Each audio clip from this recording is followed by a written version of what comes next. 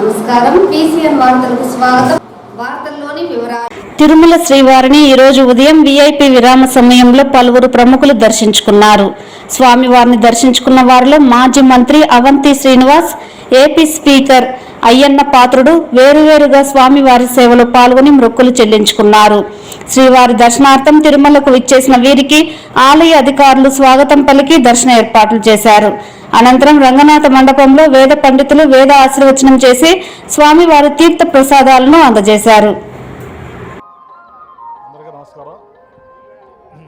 ఈరోజు మరి ఆదిదేవుడు శ్రీ కలియుగ దైవం శ్రీ వెంకటేశ్వర స్వామి వారిని దర్శించుకోవడం జరిగింది. కుటుంబ సమేతంగా చాలా సంతోషం.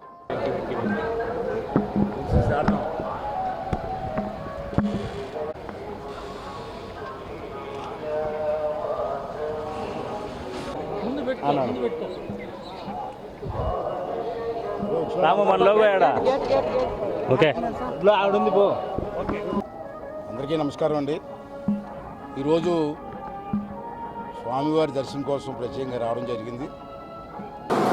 ఈ వార్తలు ఇంతటితో సమాప్తం. నమస్కారం.